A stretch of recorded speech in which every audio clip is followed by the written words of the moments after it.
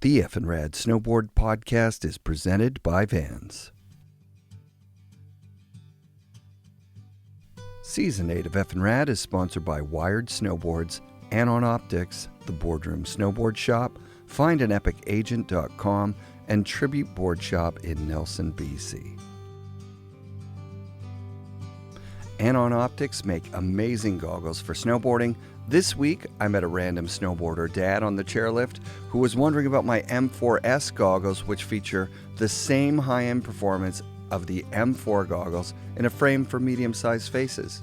He was rocking the M3s, which also have the Magnatech quick lens change technology, full perimeter vents, plus moisture-wicking foam. I've had a few powder days this year where I put on my Anon goggles before the first run and take them off at the car. No fog, one lens, the whole day. Epic goggles are a cornerstone of a proper snowboarding kit. Head down to your nearest Anon dealer and try on a few pairs to get your perfect fit and choose lenses that match the light conditions where you ride. Anon goggles are the best. Support also comes from Dakine, Mount Seymour, Grouse Mountain, Pro Standard GoPro accessories, and Volcom outerwear. Please subscribe to, like, and share our YouTube channel. Special thanks this episode to Beneath Apparel, Kaya J and the Drink Tickets. That's Ken Ock's daughter and her band who just put out a new album. Go download it. Canon cameras and Tomahawk Indigenous product. Bud Fawcett changed the course of snowboarding history by moving to California and taking pictures of many of snowboarding's founding pros, company owners, and pioneers. And now, in true early adopter style, Bud is scanning many of those iconic images of guys like Chuck Barfoot, Tom Sims, and Jake Burton, along with some pros you may have heard of like Brushie, Craig, Palmer, and a veritable who's who of 80s and 90s snowboarding. Slush magazine is featuring his early work regularly, and if I had my way, he'd be constantly working, putting out more of his amazing photos of snowboarding into the world. It's a true honor to have him on the show, Mr. Bud Fawcett. And right before I moved to California, I was working as a roadie for a punk funk band. And there's some things that happened during a couple of those road trips with that band. I said, I'm going to leave now. I'm going to go see the world. And so I had a red MGB and I painted it was a convertible, and on the roof I painted an NC, meaning North Carolina, with an arrow backwards. So anybody that flew over in a plane would see me, North Carolina arrow, what does that mean? Anyway, I said, I'm going to go to Colorado. I drove down the southern route and I get to like where you would turn north to go to Colorado and New Mexico somewhere. And I should really go see the Pacific Ocean because, I don't know, I'm close and I've driven. So anyway, I drove through to LA. I went through Needles. I stayed in a campground in Needles at night. And this was in the summer. And it was super hot in Needles, 110 at 2 in the morning. Oh, God. So anyway, I drive to LA the next day, and I'd never driven in heavy traffic before. And I had to start heading north on 101, and I go through Santa Barbara. Oh, it's pretty here. Look at the mountains and the ocean. And so I get to Lompoc, and my engine, the block cracks or the head gasket goes or something. Anyway, my oil and water are mixing and the car's running like shit. So I drove back to a campground in Carpinteria and pitched a tent and stayed there 3 weeks. And after 3 weeks, I was running out of money. So I got a job and I went to an employment agency and they gave me a job that first day, and it was to work for Sim Skateboards as inventory control. Oh my God. I can't believe that. That's insane. That was my California story. That's incredible. That's the short version of that story. So when you show up your first day, who's training you? Are you meeting Tom, or are you meeting? Oh, it's probably his sister Margie was pretty much my connection. Yeah. It was weird. The Sims building was divided in the middle. And Tom and Margie and the sales manager and somebody else were upstairs. And then there's the foyer, and then there's all the workers in the lower section, which is over the warehouse, was over the shipping area. And so Margie was I used to sit across the desk from Craig Feynman, and he used to clean his cameras. Wow. Because Craig Feynman was, I think he died, but he used to be this in-house Sims photographer for skate. And I used to drool just looking at his cameras. Oh, so awesome. But I really hadn't, besides high school, I really hadn't shot any photos up till then. When did you buy the first camera for shooting snowboarding? My first camera, let me think about that. So I think I told the wrong story to other people. Nice. You know, I think I might have still had my first camera that I had in high school. And actually, I did have my first camera, but I was using it to shoot skate for Cool. Brand X, because a friend and I had started Brand X skateboards, and I had to shoot the photos of the products and action photos for ads and whatnot. So I think I was using it. But I think in around 1985, I bought a Canon T90. Back then, I think they were about $400 or $500, and I used the T90 for a couple of years. It was a cool little camera, film camera. So that would be those shots we were seeing of Chuck and Ernie. Yeah. And the I think those were shot with my original FTB. I'm not real sure. It might have been the T90. It doesn't really matter. yeah. I mean, my camera that I bought in high school was $300, and that was in 1968. Oh wow. And the newer cameras are more. And then later I bought a Canon F1 motor drive. But I did that after I got a job in a camera store selling cameras. So I Yeah. got the full bra discount. Nice. I almost paid nothing for a Canon F1 with a bunch of lenses and a motor drive. When did the snowboarding? Because that's one of the things I was talking about with you last night. Like almost all photographers are they come in from somewhere else. You know, like skiing, surfing was a big one, skateboarding was a huge one, and then the crossover. Like snowboarding is kind of blowing up, so it looks like, hey, there's going to be some money here. If you've made a bit of money shooting skate, all of a sudden you can take yourself out of this competition to shoot skate photos. You mean people made money shooting photos? Well, that's the thing that last night, I can't believe you were never a senior photographer for one of the major magazines. Well, it was for ISM, but that was short-lived. They just named me special projects photographer. Okay. Tom Shea, I sent all my first photos from a shoot to him, and then he picked through them and chose what he wanted for the magazine. And the others went to, starting in 1987, or was it 88 that Snowboarder magazine started? I think it was the following year, yeah. Yeah. Then I sent them the rest. When you look at those early photos in Snowboarder, those were the rejects from ISM. Yeah, no, it's kind of funny when you think about it that way. Yeah, it's but crazy. But I, the only thing I ever really shot besides stuff early on, which was, in 1985, I got a real job shooting photos too. Right. And so I was shooting everything. I think we talked about this the other day. I was shooting news. For 4 months I traveled and I shot snowboarding in 1985. Mm-hmm. Prior to that, I'd shot skateboarding some for Brand X.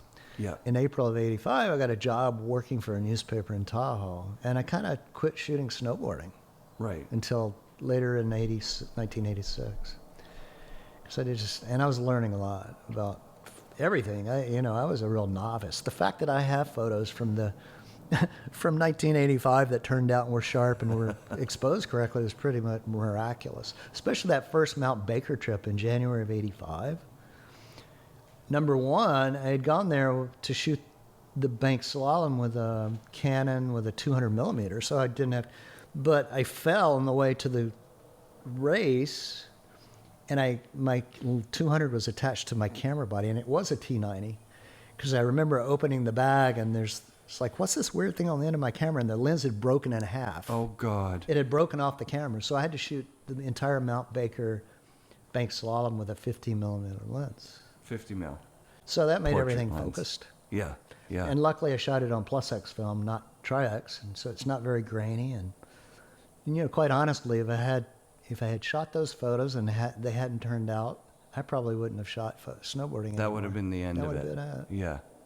So you had the taste for it, and then what's the event in '86 that you come back for? 85, 86 winter in Tahoe was really weird. We had a lot of rain and the rivers were raging, and I shot a lot of news photographies of flooded roads and cars getting stranded, and they were worried that the natural gas line was going to explode under the Truckee River. Oh, wow. Oh, no, I'm sorry, that's wrong. They were worried that the avalanche was going to hit the natural gas line in Incline Village. Oh. So we were waiting for that event. But we lost our power anyway, and it exploded under the Truckee River, and we were without power for like 10 days. So I spent most of that winter just shooting news and whatever, but it must have been March or April of '86, I shot Donner Quarterpipe. Oh, sick. Yeah, there weren't any events. That's the Keith Kimmel shot, the Keith Terry Kimmel, Kidwell Kidwell shot. and Damien, Scott Klum. So do you get addicted at that point? You've got the foundation from '85, and now you've got.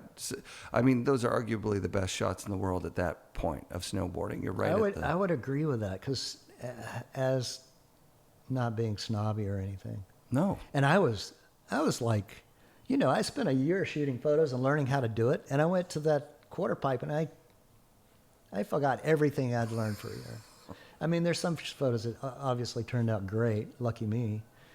I was using grainier high-speed film. I was trying to use flash fill in the snow. There's so many shots from that day that didn't turn out. It was so depressing. Oh, wow. I should show you a few. And you were like, oh my God, that would have been a really good shot if it wasn't fucked up. Well, that is the progression of snowboarding. That's the knife edge of progression, is that quarter pipe. Yeah, that was and definitely Kidwell was a standalone in that era he was world champion, and he was insanely photogenic, it seems like.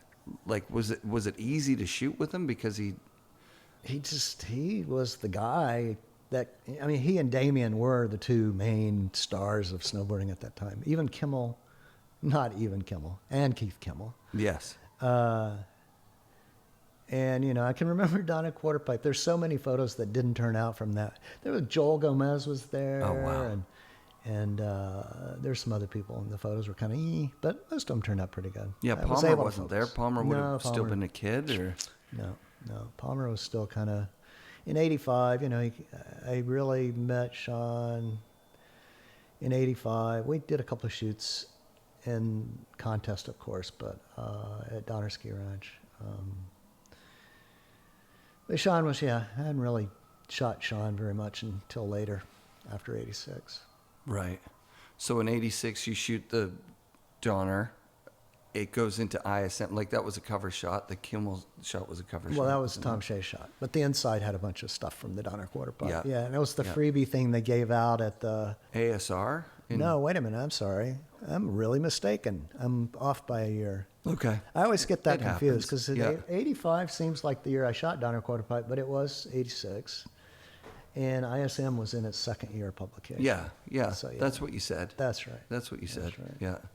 And so that's March of '86. So it's like kind of end of the year. It was the end of the year, and I left my photo job at the newspaper in April of '86. So you shot, and then you're like, nah, I don't want to shoot car wrecks anymore. Well, that's not what happened until the following week. Anyway, Yeah. I had taken another job, and I was tired of shooting. There was a really bad, my last week, let's put it this way, my last week was bad, because there was this car wreck on West Shore Boulevard, and two families hit each other head on, and the two kids died in one car and the two parents died in the other car. Oh. So it was pretty gnarly, and I was kind of bummed out. And that was actually Cinco de Mayo, and after that I left, and I went to work in Sacramento for another newspaper. Yeah. And that was pretty much the end of my snowboard shooting for several years. Yeah. I didn't really return until '87. '87 Worlds at Breck, or was it? No, I never went to. I didn't go to Breck in '87. I wish I had. Yeah. But just shooting Well, let's see, 87, I went to International Snowboard Magazine as photo editor. And I spent the summer there, and we put together the first couple of issues of the magazine, and we weren't getting photos to edit. Right. We were getting prints from Europe of people hanging out. It was hard. And I guess about October, I told Tom Shea, I said, I need to go shoot photos because there's no photos to edit.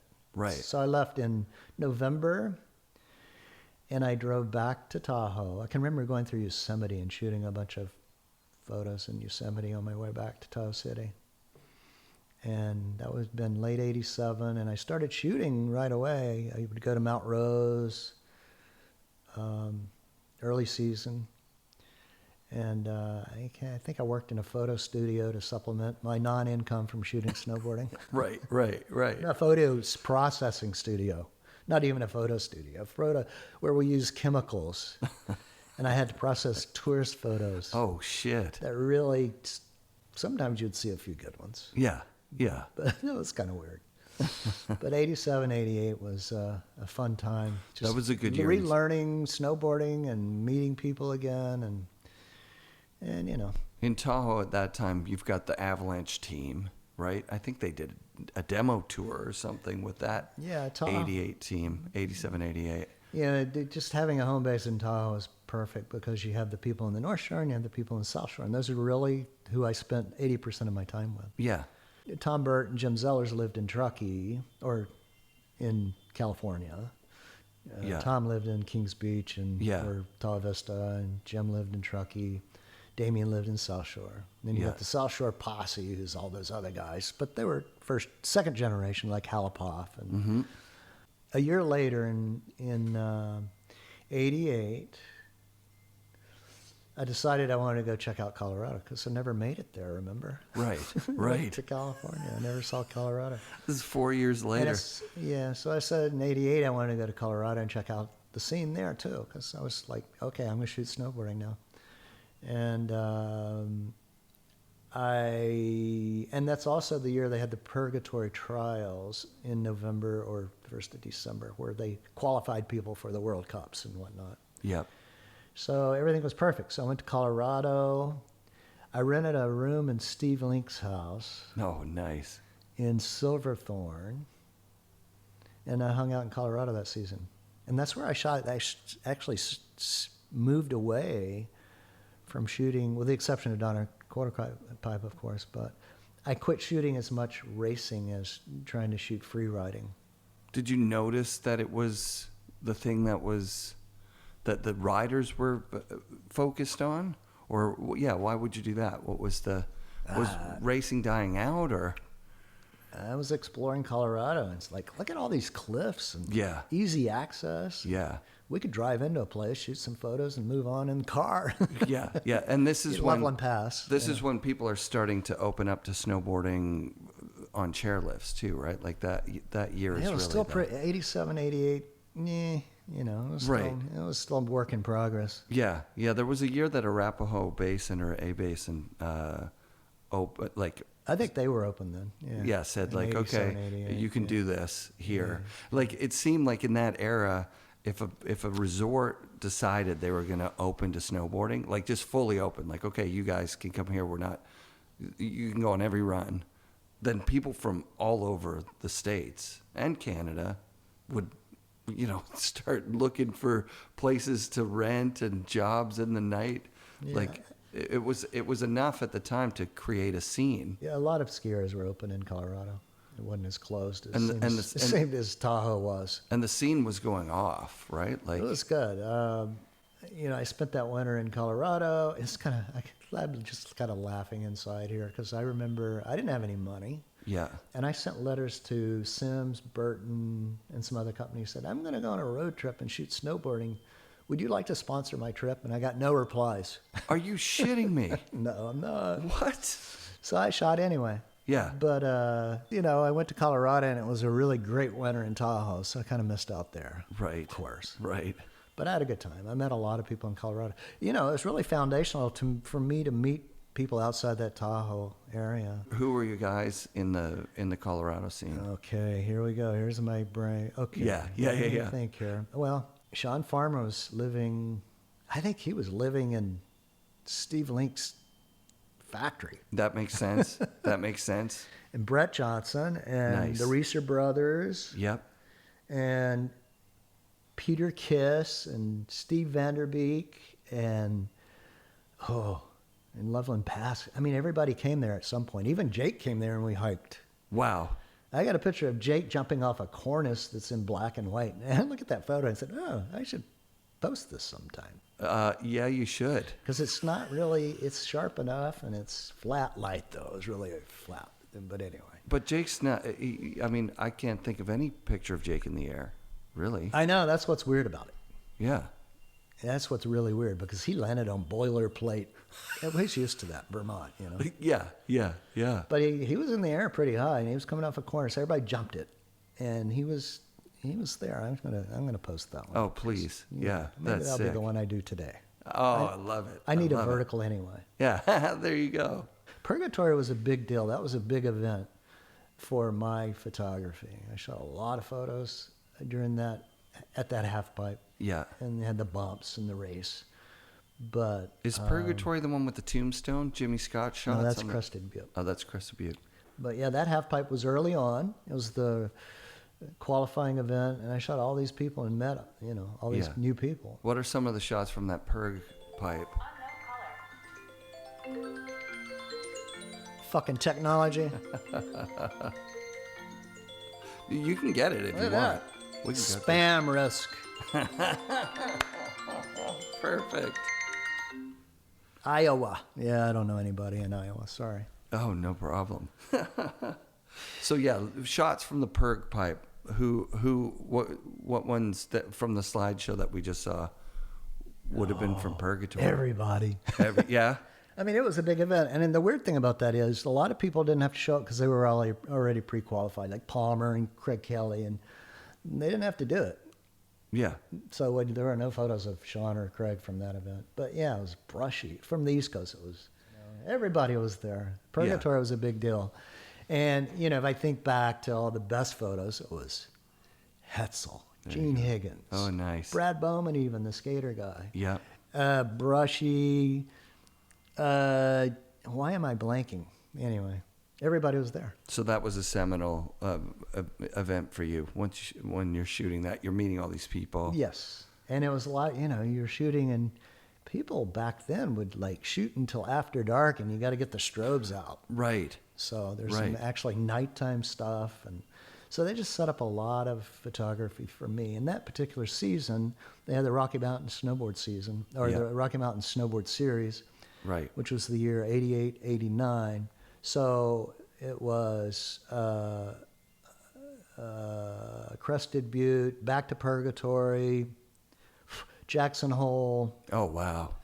So that was a great year for me just to get my feet back on the ground in terms of shooting photos. Those night shots of Rankwit, a bunch of those Rankwit shots are Purgatory, hey? Those iconic GNS. There are some shots of Rankwit at Purgatory. Yeah. I don't think I posted one, though, recently.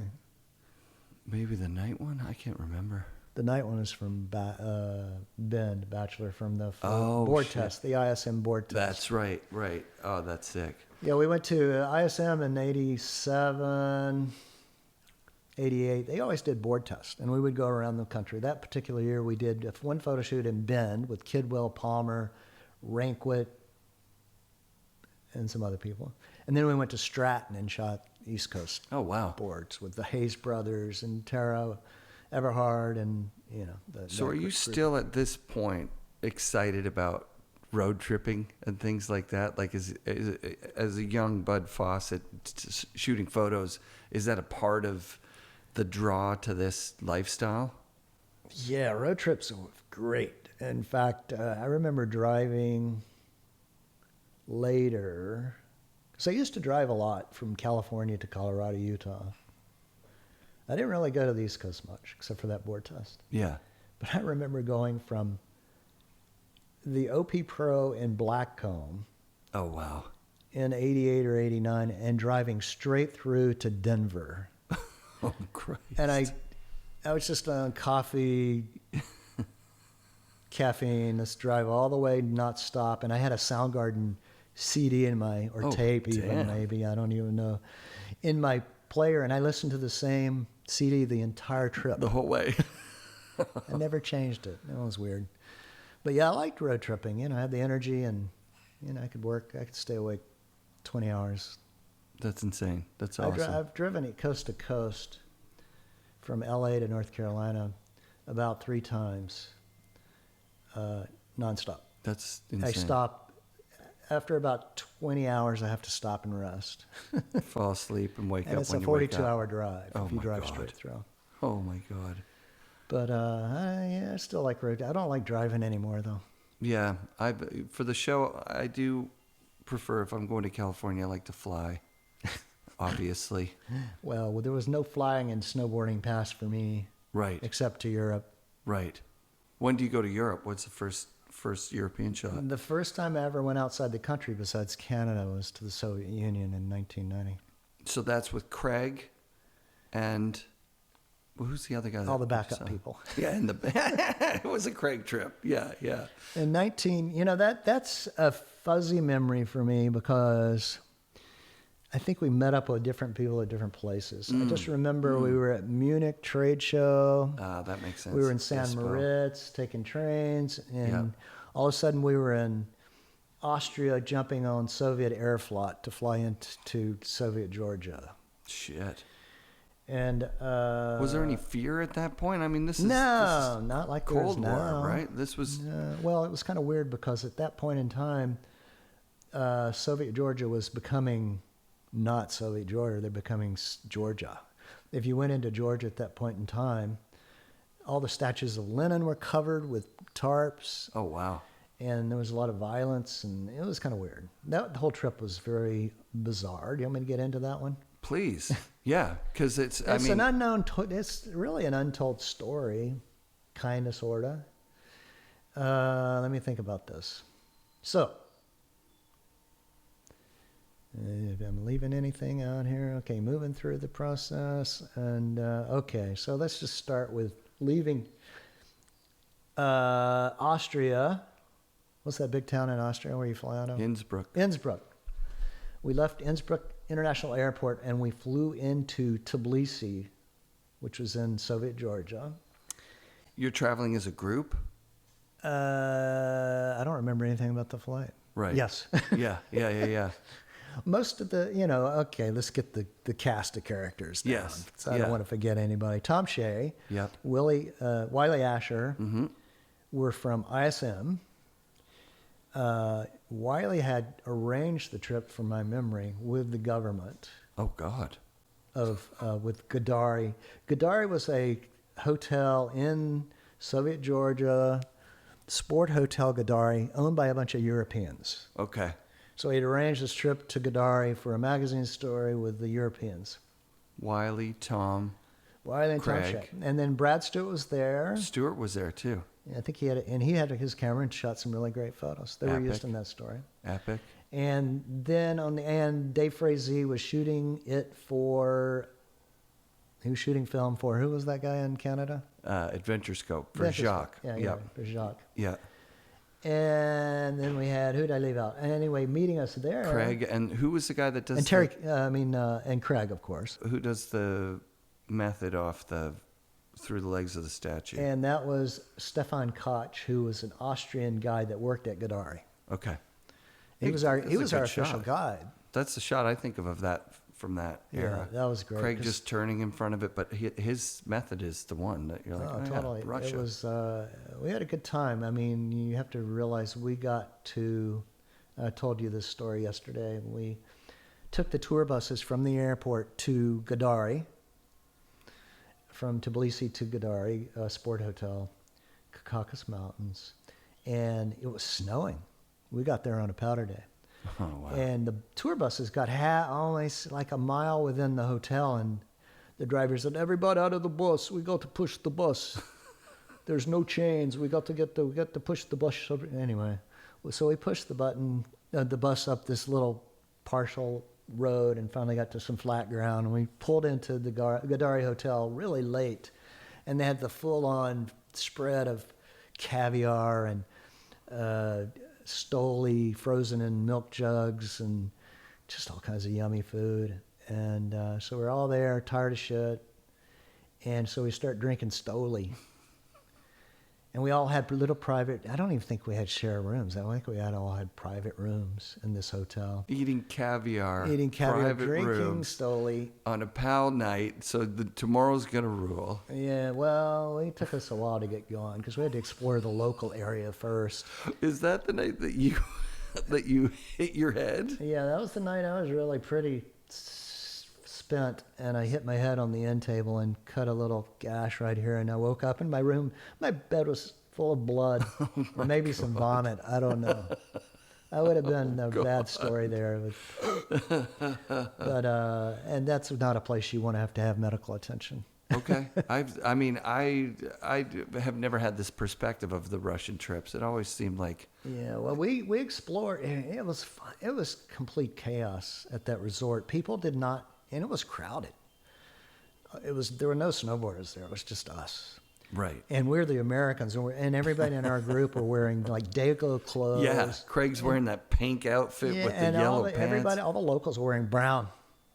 So you could tell who didn't belong. He stuck out, yeah. And I'm glad, it hasn't. I'm glad that we're not there now doing this trip. Oh God, but anyway, right. But people didn't even know how to load the chairlifts. You would have people standing 3 by 3 by 3, and one chair's coming for 12 people, and it didn't work out. And if you've watched Dave Frizzy's film, you can see people, and the lift ops were getting pissed, and they were hitting people with ski poles and just. Oh yeah, I forgot about that. That's in Board with the World. Craig is narrating like, dude, this is insane. Craig's standing off the side, shaking his head, laughing because he's from Baker, where the chairlifts are gnarly, not because getting on, but getting off the chairlift, you get. I mean, these are high-speed quads run by diesel fuel. I can remember the chairlifts broke down, and there were people stuck in the entire chair just hanging there. Oh God! Because they ran out of diesel, and it's just whatever. It was my God! Weird, and it's like, how are you going to rescue it? They didn't even have spare parts for the snowcats or the snowmobiles there. Yeah. If it broke, it stayed where it was until they ordered shit. We stayed on. I mean, obviously, we rode the powder for a few days. And then we started hiking into the backcountry. Craig is on his trajectory from competition to backcountry riding at this exact moment, right? Like he's probably seeing the value in a novel trip to somewhere no one's ever shot before. This is getting in the magazine for sure. I think Craig's last. Oh, that was the thing. We were at San Moritz before we did this trip, and Craig won the World Cup in San Moritz, halfpipe. He beat Sean Palmer. They were 1 and 2. That was kind of a funny scenario. Terry Kidwell was supposed to go on the trip, but he hurt his ankle really bad, which kind of sucked. He wasn't there. Yeah. But yeah, that would have been, I think, 9. It was the last year he was actually competing. Yeah. Yeah. So yeah, he moved right into free. Yeah. It's all about movies and free riding. Did you guys talk a lot on the trip? Like, is that where? Yeah, this is probably the first trip I really had an opportunity to know him, because I'd shot him for a couple of years in contest, and then at Baker I shot him in '89. I shot him at the Burton team had a house in Truckee. They built a quarter pipe there. Shot him there. So. But he was the man at this moment. He was the man. He was the world champion. He was pushing stuff at Burton. Yeah, pretty much. I mean, you got Jason Ford and Brushie and everybody else too. It was a good crew. Yeah. The Truckee house was full of stars. Yeah. Jacoby, Duck Boy. Yeah. Eberhardt. Yeah, that was the crew.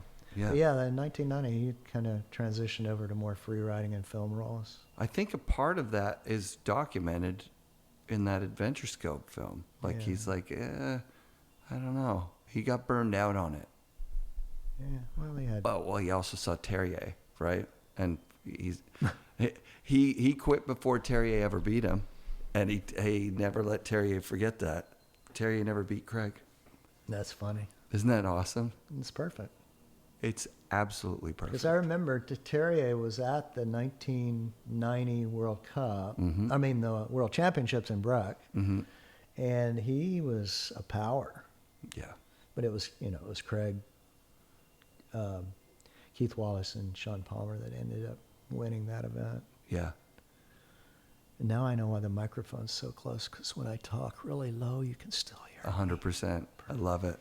Yeah. Sorry. Consummate professional, right? But yeah, starting in '89, I would always go to Baker and shoot with Craig, and usually Craig, and at the time, '89 or '90, Craig was sharing his house in Glacier with Mike Ranquin. Nice. I can remember being there. It might have been in. There are a lot of things happened really fast that year in 1990. It was Yes. Baker, Russia, World Cup, Emirates, Breck. So no wonder I can't remember. What No, happened. that's huge. That's a big year. A lot of stuff happened. Yeah, we talked a lot on that trip because we took trains. We had sleeper cars. Oh, wow. We, on the plane. We were in Tbilisi, basically a third world country. Yeah. And so we had a good experience. I love the list of people that you mentioned this morning. Like, you're like, when I go to Baker, I was staying at Craig's. When I go to Colorado, I'm staying with, who was it, Delaney? I think I stayed with everybody in Colorado, but Yeah. it was mainly Hetzel. Hetzel. Hetzel always put me up in Breck. Yeah. I think it was in Breck. And then Or Utah. maybe it was Copper Mountain. I think it's Utah. probably Breck. Drew Hicken. Yeah, Drew and the Absolute Salty Peaks wonderful. crew. Yeah, the Salty, They put me up Salty in 7. I remember, I shouldn't, it's funny, Utah, well, you want to go to Utah Let's right go to now? Utah. I love Utah. I didn't spend a lot of time in Utah, but when I did, it was awesome. Oh, God. Of course. The powder was always killer in Utah. Of all the places I went to, Utah has the best powder. I could. No doubt. I'll argue for BC, but yes, Utah. It's light. It's light and dry. It's light and dry. I You don't can't know. beat it. You just float. There's no stickiness. There's no crunchiness. It doesn't turn into concrete the next day. It stays light for a while. Oh yeah. But and it can blow a reset, right? Like if it's windy and it didn't snow overnight, it could still be a full reset. Yeah. Because the snow's blowing around. Yeah, the first, let me think here. Let me clarify where, early on, it was the Salty Peaks crew. That's Absolutely. who I went to shoot. Yeah. And the first time I ever went there, Drew Hicken put me up in his house, and he was sharing it with other people. And I remember it was an old 2-story house. And at that time, bringing up alcohol, the alcohol in Utah is not very strong. Right. The beer was some weird percentage. And I don't think you could buy liquor. It was a weird kind of thing. So I asked him, "Can you buy me some weed?" And he brought me some Mexican weed and said, "Really? This stuff's horrible." Like repress, like brown crappy. Mex, I was like, "Oh my God, this is gnarly." I mean, I didn't smoke a lot of weed on these trips because I couldn't focus if I did. Gotcha. But Your photos are soft. You're like, oh, I must have smoked a bit I too much must have weed forgotten there. to focus the camera. That was way before autofocus. You actually had to turn the lens. Right. And It's so like, the salty, I forgot. I underexposed everything. I'm sorry. the Salty 7, Nazari and Hicken are trying to build this business with Salty Peaks, right? Yeah, they had one shop at the time, Yeah. I think. And then Davis and the Ryder guys are like, it's a big group of cool people building the sport in, like you said, the place with the best snow in the world. Yeah, we did Snowboard, Brighton, Powder Mountain. There's a couple other places we went to. Plus we did, no, that was earlier. But yeah, it was Nazari, Hicken, Jeff Park Davis. City was something else at that time, wasn't it? It was called Park something City else. No, Park City didn't allow snowboarding. Oh, wow.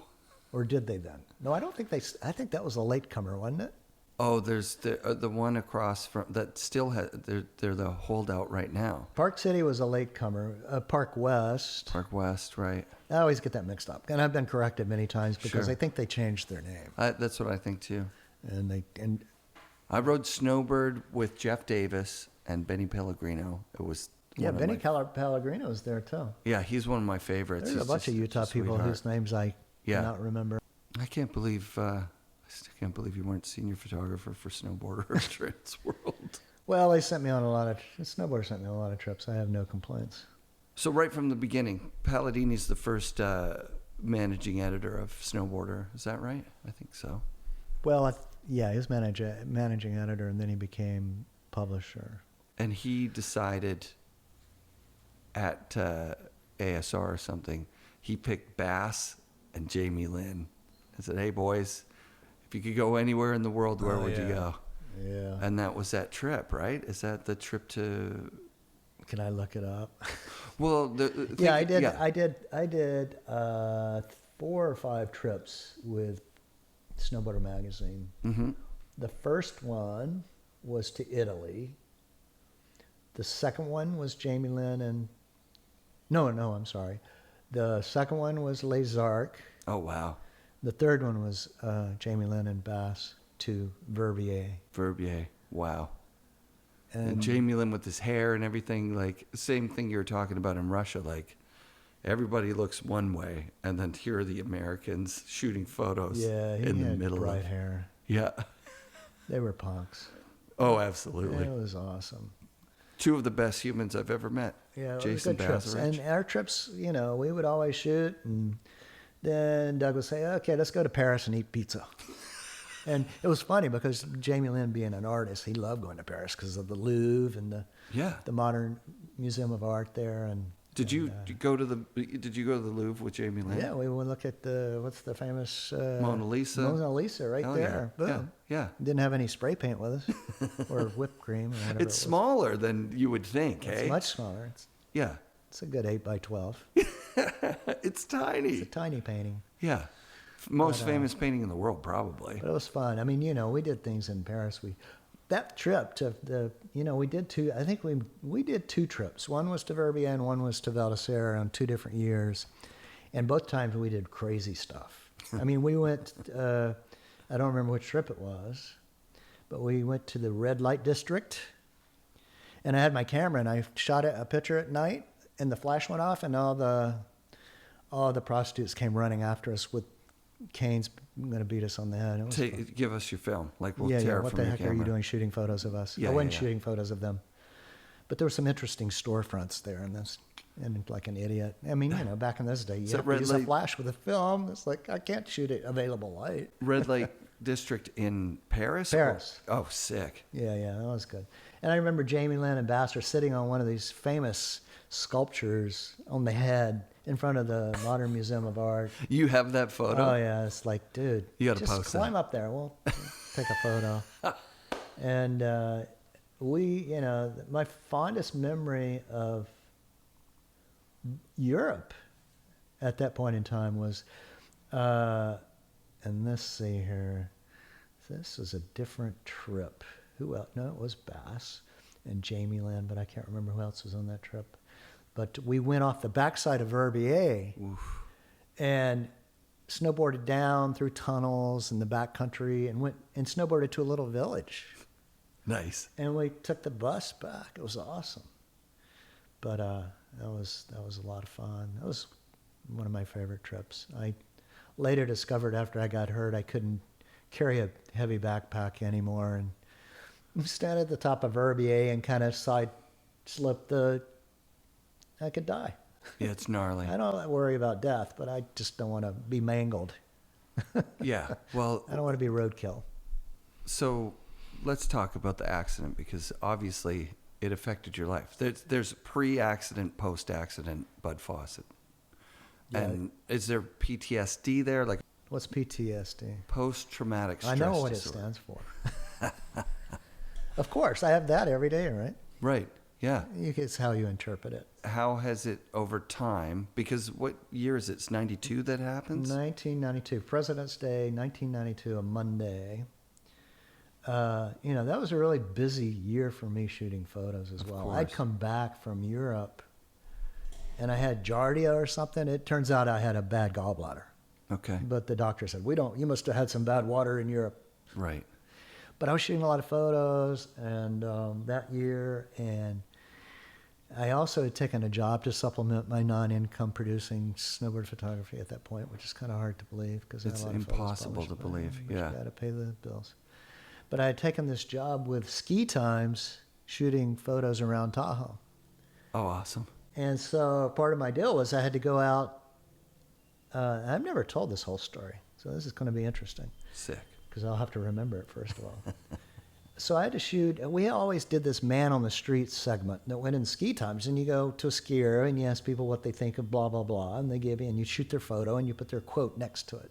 Yep. So anyway, it's President's Day. I go up there to do that, and then Steve Graham and Dave Cioni and Nick Parada and Sean Farmer and myself, and that's probably it.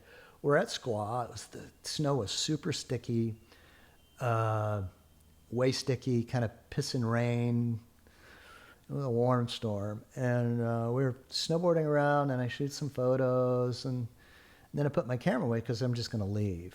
So I got my camera in my back, my fanny pack, and we were all like at this on KT 22 or the Saddle or wherever. I can't remember what that part of the mountain's called. And I couldn't. Nick Parada's to my right, Dave Cioni is to my left, and the other guys are missing. Nick Parada, Dave Cioni. So and yeah, Nick says Farmer to me, "Come over here a little bit." And I said, "Oh." And the snow was so sticky that I could barely move. I was buried in wet snow. Yeah. I was trying to get my board maneuvering, move out of the way, whatever's going on. And finally, I get it going. I said, "Well, fuck, I'm out of here. I'm going to just leave because the snow's kind of pissy." And yeah. so when I do, all of a sudden, I black out. That's because I had been hit from Steve coming off a jump. He didn't know I was there, whatever. So anyway, I wake up on my back, and I'm kind of like, okay, what's going on? And the ski patrol comes and takes me in a sled, and I said, "Cioni, can you get my fanny pack?" I was in the snow. "Bring that fanny pack to me, please." And they take me to Squaw Valleys, where they treat people that are hurt and whatever. And they don't know what's wrong with me. But at the time, I didn't really know this until later, because they gave me meds right away. Yeah. I was paralyzed on the right side of my face. And my arm was hurting really bad on my left side. Wow. And they were and it was foggy, and anyway, the Squaw Ski Patrol decided to care flight me from Squaw to Reno to the hospital. Holy shit. And pilots don't fly when there's no visibility. It's scary as shit. So they had to fly really close to the ground. Oh my God.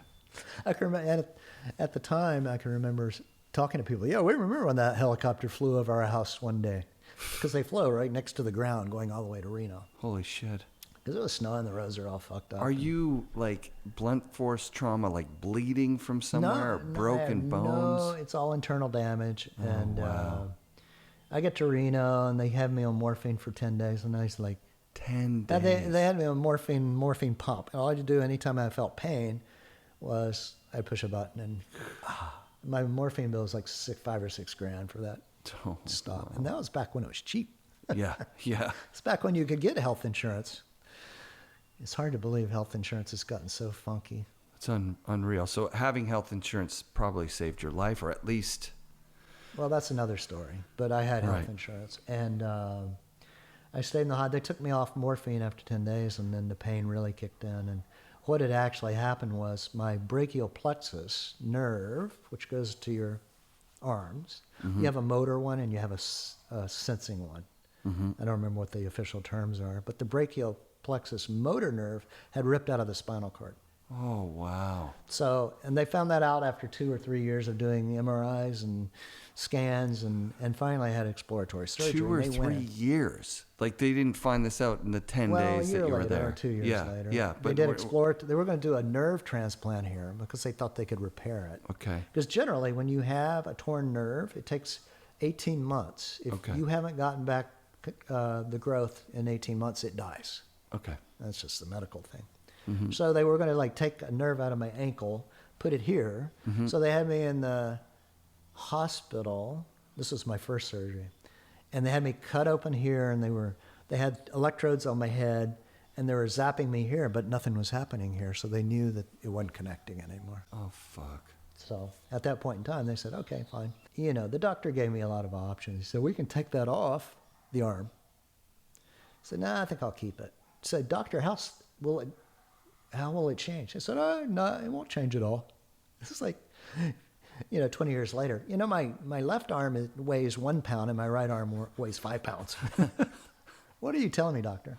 Was there, during these times where you're getting this bad news, is there depressions? Are you staying in the house and not talking to people? Like, did you completely sever your ties with the snowboard industry at that point? Was there like some animosity towards just I was just in recovery mode because it took me about a year to kind of get over it. Mm-hmm.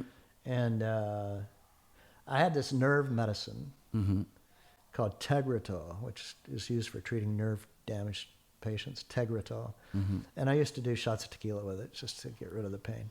Wow. But I had a good time too. Okay, so you're not in a deep depression, but your life is changing and you're I had to learning reinvent how myself. to do it. I had to reinvent myself. Yeah, I mean, that was way before autofocus. That was before autofocus cameras. Yeah. Or it was before generally available. The autofocus cameras were invented in 1990. Right. But they really hadn't been adopted by the industry until about that time. Yeah. As I remember, I kind of wanted to let's move on, you know. I started getting my shit together. Before I had the surgery, I got all my shit together because I thought I could die. I wrote my will and all this other weird stuff. Oh, wow. Because you never know. Right. I immediately, that summer I was at Mount Hood shooting half-pipe photos. After the accident? Yeah, and I was doing Tegretol and it would knock me out. I remember I went off Tegretol because I didn't want to be so zoned out all the time, and it was like crack. It was like I was drinking 50. When I went off the nerve medicine, it was like drinking 50 cups of coffee because I got just so hyped up. It was crazy. Wow. But when I was on the nerve that summer, I missed a lot of days shooting at the half pipe because I was just knocked out at 10 or 11 in the morning. From the drugs. I would go up and shoot a few photos. I just wanted to get back on board and do things that I could. And I actually bought an autofocus camera before that summer because that worked for me. Right. Loading the film was something else.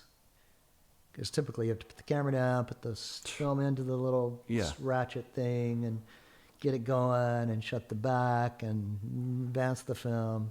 That was hard. But the autofocus was killer because I just pushed the button down halfway and it would focus anywhere I wanted. Because you can't use your left hand, you're not going to be focusing a camera. Right. So that was a plus. Canon saved my ass. I always put Canon. I see that. Yeah. I put their thing on every post because they made my career continue a little bit. Yeah. Okay, when I was at Mount Hood, I wasn't snowboarding. I was walking up to the half pipe. Oh, God. Which I always did. I'm not going to pay a lift ticket to go shoot the half pipe. We're in that exact. I'm going to have to pay 3 lift tickets every time. Oh my God, and it's expensive now. They're going to cost you like $400 a day. Yeah. It's crazy. Yeah. I took my daughter up there 2 years ago, and we had a good time. But I paid. It's the first time I ever paid for a lift ticket. Yeah, first time ever. First time I think ever. Oh wow! But Timberline's worth it. Look, if you're listening to the show, you're thinking of going to Timberline, buy a ticket and tell them that you heard about that on this show. So where was I? Oh yeah. So I was ready to just get back into it and see what I could do. And so in November of '92, I said, well, I got to go try to see if I can snowboard. Right. So I went to Mount Rose, and I can't remember. I went with a bunch of people. One of the hatchets was there, and they were kind of laughing at me when they saw me make my first run because I was like a bowling ball going down the mountain. Oh, no. Because I hadn't quite figured out the balance thing. And at that time, I had gotten, I think I had step-in bindings when I first got back into it. Yeah. And then I just switched to flow bindings, which are much more comfortable. Easier to get it in and out of. Yeah, but, and we went to Mount Rose. Mount Rose, yeah. And I did a couple runs, and finally I kind of, I can do this again. Shot a few photos left. And so I continued on. God, 93. Okay, here we go. So I just dove in full force. I asked Dave Sione if I could go on his road trip for Roadkill. Awesome. I started my career with a road trip. In January of 1985, I went on that famous road trip, which ended up at the bank slalom with all. We went to Park City and got denied riding the lift, which was bizarre. Wow. That was my first day snowboarding. Was at Jackson Hole on a Barfoot Steepest, 155 with craziest fins. Oh, And wow. I don't even think we had high backs, fast X buckles. Fins and fast tech buckles at Jackson Boy, did Hole. I transition back to 1985, huh? Yeah. So that road trip, again, like if I had not been successful on that 85 road trip, I'd probably, fuck it. So fast forward to 93 with Sione, I think he kind of looked at me kind of weird. It's like, really? Because he had quite a crew for Roadkill. Terrier. Cardiel. Iguchi. Everybody on the trip was Everybody. part of Roadkill. Yeah. Yes. Yeah. That shit was awesome. And we basically drove from Palmer. I forgot Palmer. Sorry, buddy. everybody. And those trips get mixed up too. Roadkill kind of crossed over with Fall Lines, other movies. Yeah. So you never knew because they would. It was a hybrid, Yeah. But we left Tahoe in Dave's or somebody's Cadillac, Yep. which had a few issues. At one point, you're pulling the windshield wipers. Dave Oh, Sealy yeah, had rigged up a it had cable rigged to with pull it. bungee cords. I think the heat didn't work. But we drove from Tahoe to Utah. And I believe, I can't remember who was in the car, sorry. Yeah, Jamie But in or Utah, I somebody, know yeah. who was in the car. It was Yeah. Gucci, Cardiel, and Terje. Yeah. So Kids. Little kids, they little look like. kids. At one point in time, I don't know why I had balloons with me, but I did. Oh, yeah. Or maybe somebody brought those balloons. But we Sure. blow them up and throw them in the back, and Terje's looking, what the fuck am I going to do? He's rubbing it on his hair, and his hair's standing up. And there's a photo of that, too. It's kind Yeah. of weird. Sick. Cardiel just ignoring the whole thing. And then we went on to, I can't even remember where we shot, quite honestly. Eventually, you wind up at Baker. That's what I saw. I remember seeing. And I did a story shots. for a snowboarder of this trip. Oh, sick. I was there to shoot photos for the story. I remember the branding on that story because the branding. Someone did a logo for Roadkill. Yeah. And that was in the magazines. Yeah, It was we on did the a road trip on the thing. story. We went from Utah. I think we picked up some people in Utah at the airport, and then we drove to Breckenridge. Oh, sick. And Morgan LaFont. Yeah. We Yeah. stayed at her house or whoever's house. She dated Farmer around that Yeah, time. yeah. We stayed there, and they were in the gym. There was a ramp local, so I got to shoot everybody skating. And Oh, rad. Rankwit was there at some point because I remember photos of Rankwit on that ramp. Yep. And I remember Sean shaving his head, but that was in Utah. Oh, yeah. And we stayed at Tina Bassich's condo in Utah. So we Yeah. were all over the place. It's like, I Tina- should write that story again. Yeah, yeah, because Tina and Andy are maybe together at Yeah, that they were point? there then, I think. Yeah. So anyway, go to Utah, shoot there. And, Brian Iguchi ollied a dead cat in the middle of the road. I remember that. On the way to, in Utah somewhere. Yeah. If you look at the background, it's like, oh my God, where are we? But it was perfect because Roadkill, dead cat. Sorry, cat lovers. Yeah. But I shot a photo and it turned out. It sure did. Yeah. But anyway, eventually, now that was the other road trip. Okay, so eventually. You wind up in Baker, I'd imagine. Yeah, we did. Baker was our destination. Yeah. And on the way, though, we went through Montana. Oof. Somehow. Yeah. And I don't know why. We're in the caddy, the red beast. Wait a minute, we had two caddies. Sean had a caddy too. Yeah. I think we had two caddies. Oh, wow. We did. We had two caddies because I got pictures in front of Burger King with two caddies waiting for food. That was in the story. But yeah, somewhere in Montana though, we were sucking fumes. We were driving through Montana powder. There was one lane open because the snowdrifts are blocking everything. Oh, wow. And we were sucking fumes. And we're in the middle of fucking nowhere. We don't have gas. It's midnight. Nothing's open. Oh, God. Nobody panicked yet, but I'm thinking, we're gonna die. We're gonna be like frozen carcasses on the road. But we go around a corner and there's a gas station open and we save the bell. Anyway, we do get to Baker. And with my injury, I'm not really good at riding powder. Okay. With camera gear. Is it your back arm? It's your trailing arm? Or is it's it your my lead back arm? arm. It's Yeah. my back arm. Yeah. Luckily, this one works. Yeah. But because I'm right-handed.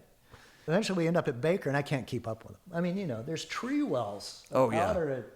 If I fall in one of those, I'm definitely dying. Because if you've seen me get up from falling, which I didn't, I actually learned to snowboard better after I got hurt, because you got to learn your whole balance thing. But I couldn't keep up, so I just decided at that point in time on the trip, I'm going to let them have fun. I shot a few photos there, but I just ended up video grabbing. I learned video grabs from film, and I took Rad. all of Sione's footage. Oh, rad. And did video grabs for that part of the trip. Oh, sick. So it worked out. Oh, that's nice. But yeah, that trip was funny. We did all kinds of, the car was, So you wild do you disband in Washington and you hop on a plane and fly no, home? we all or- drove back. And I think there was some discussion about going back to Breck, and I said, I'm not going back to Breck. That is something about road trips is that That was hard. they do have an expiry date, right? You can't just be on the road indefinitely. You start having piles of dirty laundry in the car, and the Nah, car we didn't starts- care. We stunk. Yeah, it starts to suck. We always had good hosts. That was the one thing about my career in snowboarding, shooting. I never had to pay for hotels. Incredible. I always stayed on people's couches. Yeah. I always had a home somewhere. Yes. And, in Colorado, it was Andy's house. And I don't even remember who he was sharing the house with. Maybe Matty Goodman, maybe. Oh, wow. I don't know. We had quite a good time. I mean, Andy and I did a lot of road trips out of his house. What a great travel companion. How can you keep up with Andy? By all accounts, he is a mess on the road. Well, I didn't, we did, he was in Roadkill, and he understood my situation. But prior to that, in the 80s, Yes. in the early 90s, he was Oh, so always a train wreck. so once he's Thanks, Andy. He must have sobered up early then. He sobered up. Well, it's early. funny. We could party hardy. Yeah. And I do. Let's see. Was the Andy? That was Kemper. Oof. That was something else. So Oh, we went yeah. to Utah. And so That Kemper team was crazy. And I just Yeah. learned now from your slideshow I got to look that up while you're talking. that some of your, so those Kemper photos that are so iconic, Tina and Mike Bassich and Tina up on people's shoulders. Remember that whole thing for the Kemper catalog No, I don't remember that. in those sun ice outfits. Oh, there we go.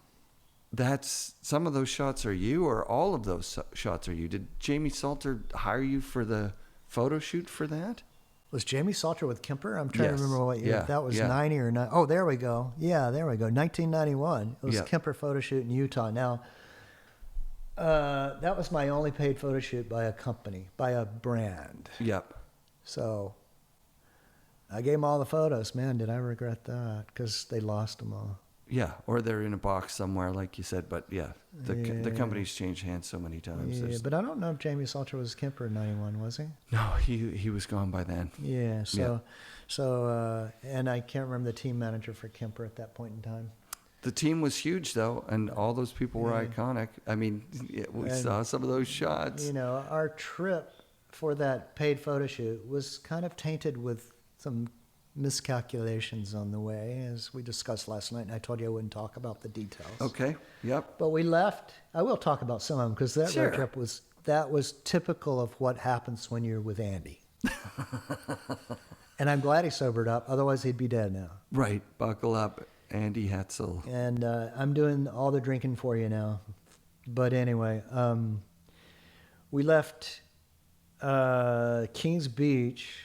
Oh boy, I'm gonna have to really edit down this story. Yeah. This one will cut We out. left the Hatchet House doing Jaeger shots in Kings Beach in the Kemper van. Sometime during the night, Polly Johansson, Andy Hetzel, Brad Johnson, Hatchet House were doing Jaeger shots. Sometime at that night, Sean Palmer walks in and breaks a beer bottle against their fireplace, and kind of a scuffle ensues, and everything calms down. And so we eventually leave, and how we left, how we would ever drive in that situation. My younger days were not smart. Anyway, we went via Reno, where we had a delay. Incident. We finally made it to Utah, and it snowed like 9 days straight. Oh, wow. So we rode a lot. Yeah. I didn't shoot any photos because film, flat days, powder, no, forget it. Not going to happen. The sun comes out on day 9 or 8 or whatever it was. I shot a lot of photos. We were at Snowboard, and I shot a lot of photos really fast, gave them the film. And yeah, it was fun.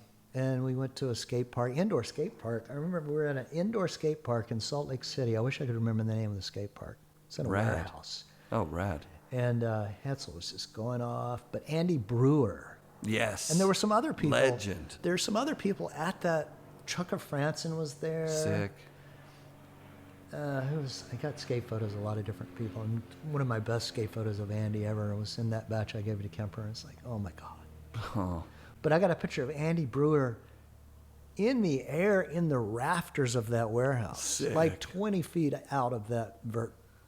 I'm going to have to scan that one. Yes, please. Because I don't have any snowboard photos of Andy Brewer. So today, the photo is Jake in the air. Jake in the air and I'm Andy in the excited about pipe. it. I need 4 photos because the scanner holds 4 at a time. Oh, If you perfect. turn it on, you might as well do 4. Sick. And each scan takes an hour. Is this fun for you, reliving the golden era of snowboarding? Yeah, it's scanning fun. these photos. Well, now I'm redoing them all using a lot of new software that's out there, and it really cleans them up. Right. So this is like gold that you thought was filler or garbage, or like, oh, I don't even know why I'm keeping these, and now you scan some of these and you can touch them up to where you wanted them to be. Like, it's almost like magic, right? Generally, there's very few that need a lot of work. Right. But it used to be and in the days of film, you should have a lot of underexposed photos when you don't know what the fuck you're doing. Mm-hmm. I remember being in Breckenridge and doing the world, I only made this mistake once or twice, but doing the World Championships in Brecken '89, it was earlier in the year, like January. Uh-huh. And at that time of the year, the sun's much lower, so your exposures are way off. If you don't give it a little bit more light, your film's all black, and that's what I had. It was a bunch of half-pipe photos that were really dark. Oh, God. In '89. '90, I figured it out. And are those the kind of things you can clean up now? You generally, with photos, you can open up underexposed shadows just a little bit, but you can't do anything about burned out, overexposed stuff. Mm-hmm. It's hard. It's not really worth it. You stayed passionate about photography the whole way through. How about the snowboarding thing? Has it always been, did it stay? I mean, you're obviously still stoked on it now. You're still talking about it, which is amazing. Well, I haven't snowboarded in the last year. Okay. I was going to, I broke my record finally because what was canceled? The Retro World. Retro Worlds happened. Or Baker Legends was of canceled. Tahoe. Yes. I didn't go this year. Okay. Or no, they didn't do it last year because of COVID, I guess. Yeah. So I think my record was broken last year. And I haven't snowboarded yet this year, but I still have time. It's summer. Yeah. Yeah, you can come with us, do the day. I could just go Come rip tomorrow. I just put a snowboard on my feet and say I snowboard. No, I haven't snowboarded in a long time. Talk to Timberline, get you a ticket. Oh, yeah. Well, I just walked to the town. Yeah, there you go. The last time I snowboarded is when I shot Holy Bully. Wonderful. Let's talk about that. Crush is such a sweetheart and puts together these amazing events that are very photogenic. Yes, they are. They're made for still photographers and video guys. Yeah. But you just got to pick your spots just as I would in 1985. Right. And if you think you're going to find the best shot on the mountain, it's not going to happen if nobody's on it. Right. You could sit there and set up and be like, "Hey, somebody go." Well, that's the shorthand and the money making production of a photographer having their guys, right? Like I know that it happened in Vancouver in the 90s, that there was a group of snowboarders that were 100% dedicated, no matter how fucked up they got the night before. If it's going to be sunny, they're hiking to the top of Seymour. They're building a feature, making sure that it looks great. I've seen those photos on Instagram. Oh, yeah. Yeah. Well, they were in the magazines. Seymour dominated the magazines for a couple of seasons. I'm not even getting the magazines. Oh, there aren't any magazines. They're Slush. Slush, yeah. Hey, yeah, let's talk about that. What's going on with Slush? I know that Pat is a fan of yours, as is anyone that's been in it. Should I call him and see if he's still got my number in his phone? Yeah. Just kidding. He's called me a couple of times. Said, "Bud, we're looking for." He has that voice. Yeah. Looking for a photo of this guy. So he's always. So are they paying you? Fun to touch base. They're They good. They pay the rate for photos published. That's but incredible. It comes from some company in Florida or something. Sure. Some who knows? namesake. It's like, where did I get this money from? What the hell is this? 360s. What? Did you see Dear Rider? Yes, I did. I watched it, and I thought I watched it because it was on HBO. Yep. And I have HBO because I have an iPhone, which you get free HBO Oh, with. shit. Nice. Move to Portland, everyone. So I was stoked because there it was, right on my screen, and I watched it one night, and I was very upset that I never knew what happened to Jake towards the end. I didn't know he was so sick. Right. I thought I thought it was very accurate. You don't was not contest the slanted details. too much. Not too much, yeah. You know, it was good. They used a bunch of my photos in the stills. And people, hey, my photo's in Dear Rider. It's like, yeah, amazing how that happens when you shoot with photographers. Long time ago. You know, it started, Jake's, that whole thing, I was little, like, it started with all the contest stuff, and I kind of wish they had gone more to the free writing thing. But anyway. But yeah, it was a really good value of time spent. I agree. Watching. Yeah. Because it told a lot about Jake and the company and all the writers And it still had the right voices. Terrier's in it. Yeah, the right voices and. Yeah. But that was well worth watching. Jake Burton, rest in peace. Yeah. We've lost a lot of people. It's I do my Instagram post, and I've had to put RIP on so many names.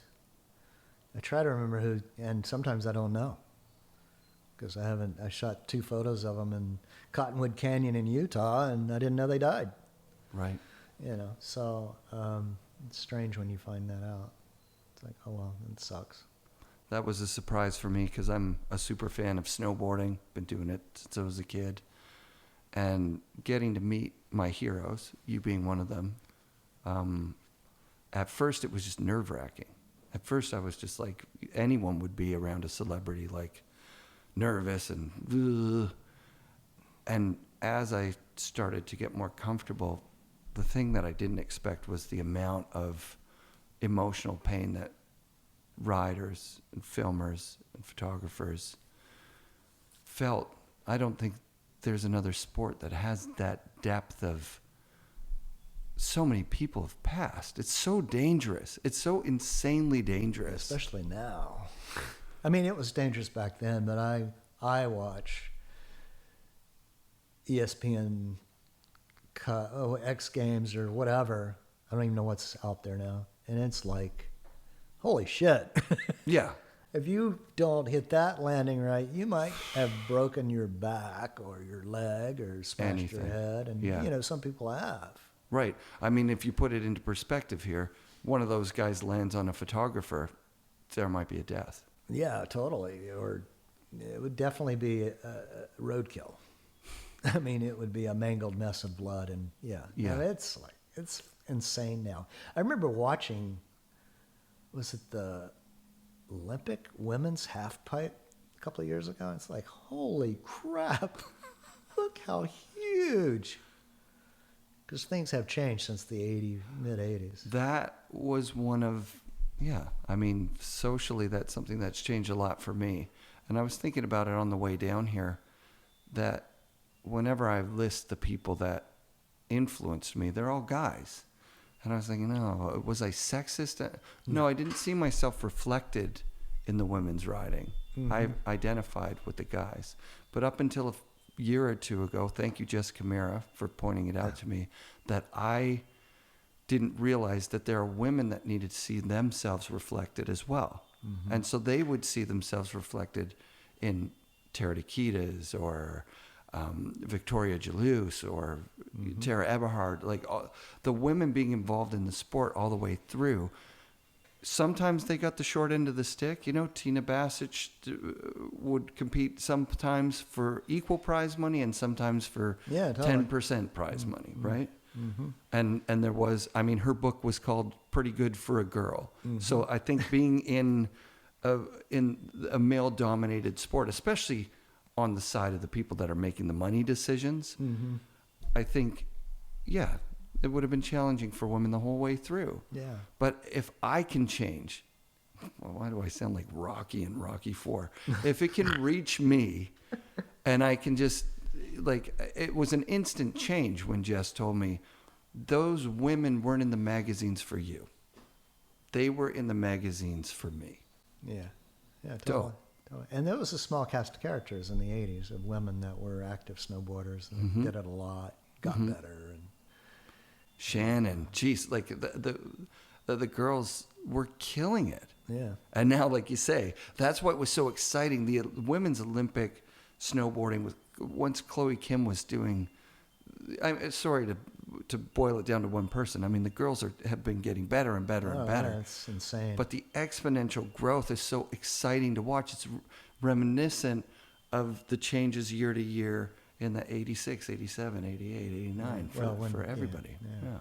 Things really changed in the early 90s, and now it's just happening all over again with the power of the riding coming from women's snowboarding. It's like insane. Snowboarding's been fun the whole way through. It's just been the same. I'll quote Ken. Except for the lift ticket. Yes. Ken's like, snowboarding's always been the same. It's just everybody wants something from it now, right? Who'd you quote? That's Ken Achenbach. Ken That sounds like a Ken quote. Yeah. I went to his house. I went to his Calgary house. Oh, cool.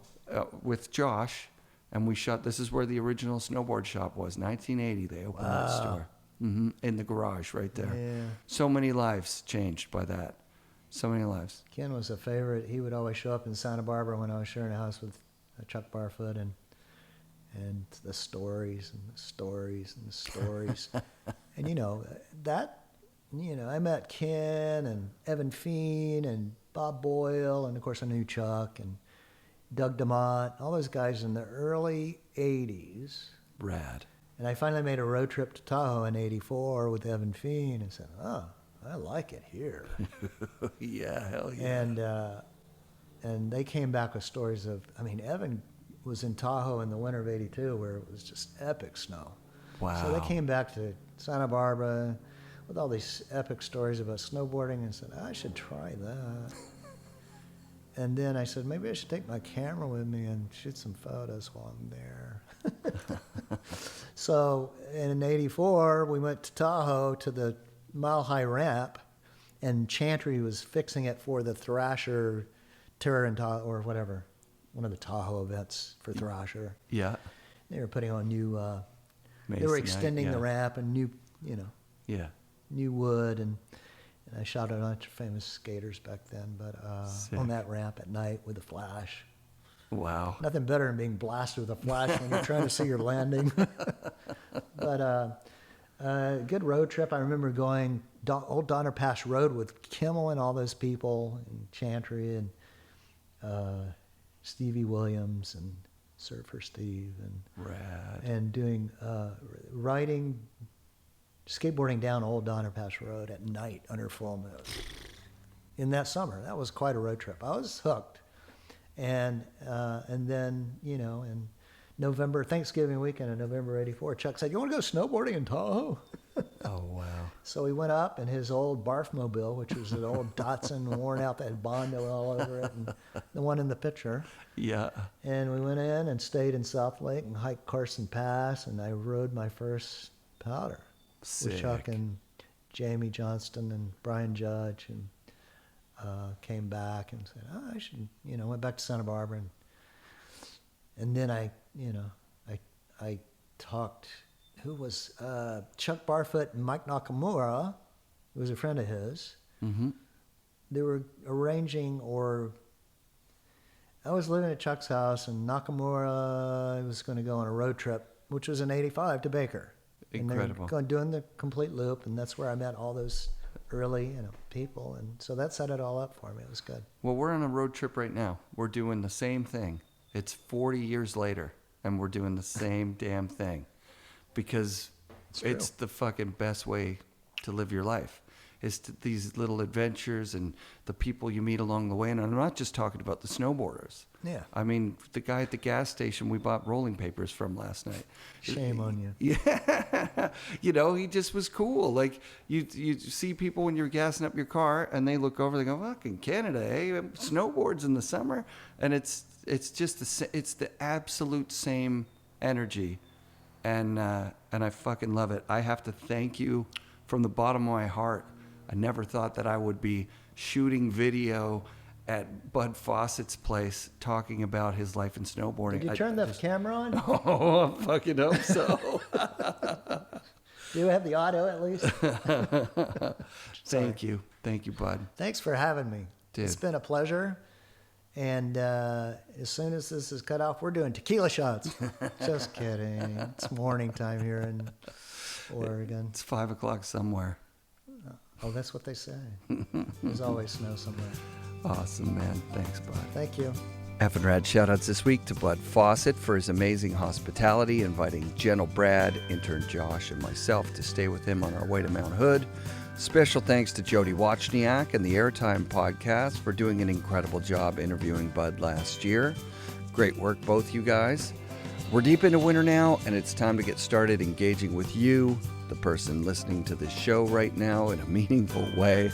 How about some brand partner giveaways? How about some live events on social media? If you want that kind of stuff, please DM me at the FNRad podcast. Let's build this community together. Be sure to come back next week for more FNRad snowboarding presented by Vans and brought to you by SIA Productions.